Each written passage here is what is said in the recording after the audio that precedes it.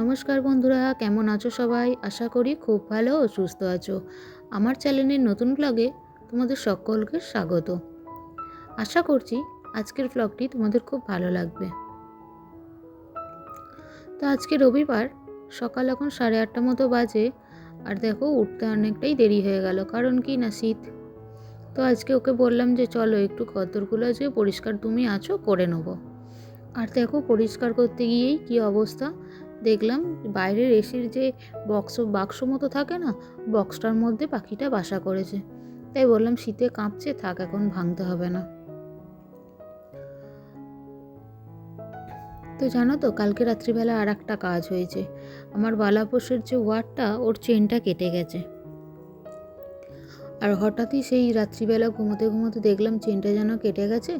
সকালবেলা উঠে আমার দ্বারা তো হলো না, তাই ওকে বললাম চেনটা ঠিক করে দিতে। আর চেন ঠিক করার পরে কথা শোনো একবার। 10 টাকা বানান বলো তো।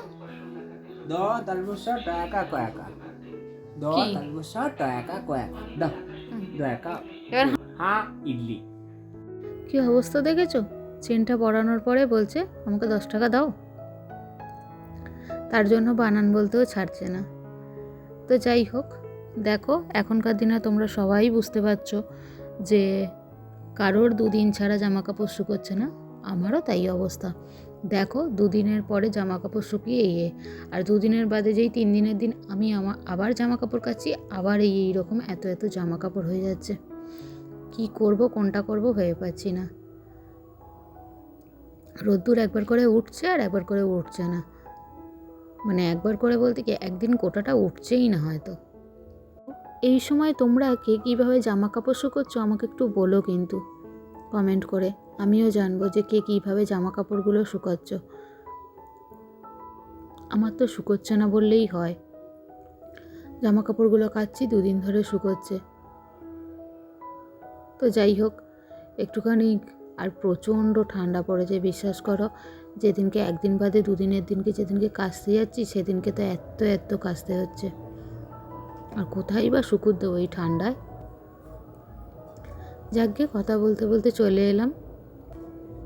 যেহেতু আজকে বাড়িতে আছে, তাই আজকে বললো যে আমি পিঠে খাবো। আর ও না নারকোলের থেকে তরকারির পিঠে খেতে বেশি ভালোবাসে। সেই জন্যই বাঁধাকপির তরকারিটা করে নিচ্ছি। চলো করে নিয়ে তারপর পিঠেগুলো করবো। আজকে পিঠে করবো জানো তো। আজকে এর সাথে ভেবেছিলাম জানো তো, দুধ পুলিও কিংবা পাটিসাপটা যে কোনো একটা করে ওকে আজকে খাওয়াবো। কিন্তু দুঃখের বিষয় হলো, ওই যে সকালবেলাই বললাম 8টা 8:30 বেজে গেছে ঘুম থেকে উঠতে, তাই দুধটাও আর পাওয়া যায়নি। যে কাকুটা এই পাড়ায় দুধ দিতে আসে, উনি বেলা হয়ে গেছেন বলে ওনার টাইমে দুধ দিয়ে চলে গেছে, তাই দুধ তো পাওয়াই যায়নি।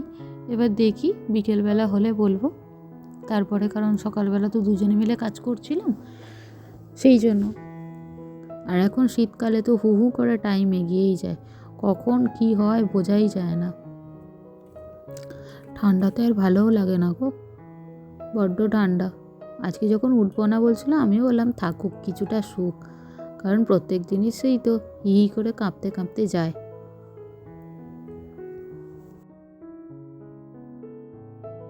আর তাছাড়া বিকেলবেলা যে করব, আমি তো তোমাদের অনেক দিন থেকে বলেই রেখেছিলাম যে আমাদের সামনের এখানে মেলা বসেছে।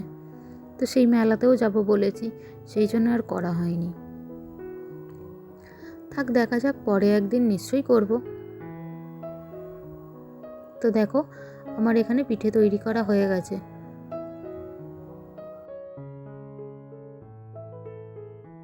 এরপরে জানো তো আর ক্যামেরা করা হয়নি, কারণ তাড়াতাড়ি করে বাসন টাসন মেজে ঘরদোর গুছিয়ে তো বেরোতে হবে। তো এবার মেলায় চলে এসেছি। দেখো আমাদের এখানকার মেলা কেমন হয়।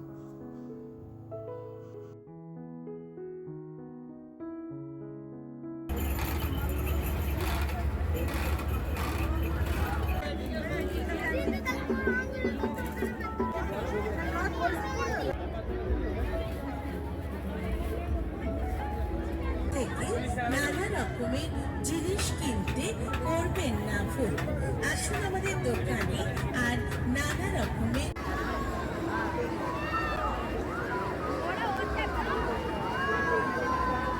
What আমার একটাই স্বভাব হচ্ছে মেলায় গেলে একটু পাপড়ি চাট খেতে ভালোবাসি, কিন্তু এখানকার পাপড়ি চাটটা না সেরকম ভালো করেনি।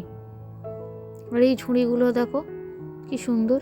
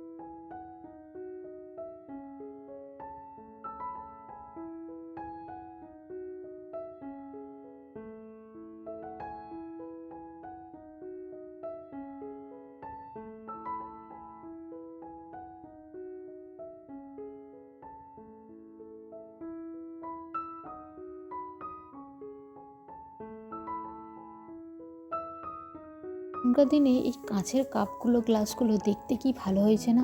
দারুণ দারুণ লাগে, বেশ দিতেও ভালো লাগে। দেখাশোনা ফ্রি, কেনাকাটা আপনার ব্যক্তিগত ব্যাপার। একটা কথা মনে রাখবেন, বিকৃত মাল। জানো তো, ছোটোবেলায় আমাদের ওখানে, আমার বাপের বাড়ির ওখানে মেলা বসতো। আর সেই মেলাটা বসতো গ্রীষ্মকালে, বৈশাখ আর জ্যৈষ্ঠ মাসে। প্রত্যেক দিন যেতাম মেলাতে, কিছু কিনতাম না, শুধু দেখতাম। ছোটোবেলা তো বন্ধুদের নিয়ে চলে যেতাম, তাই এখন খুব মনে পড়ে। আর এটা শীতকাল, তাই শীতও করছে। চলো আর বেশি ঘুরবো না, এবার বাড়ি যাই। তো আজকের মতো ব্লগটা আমার এখানেই। টাটা, তোমরা সুস্থ থেকো, ভালো থেকো।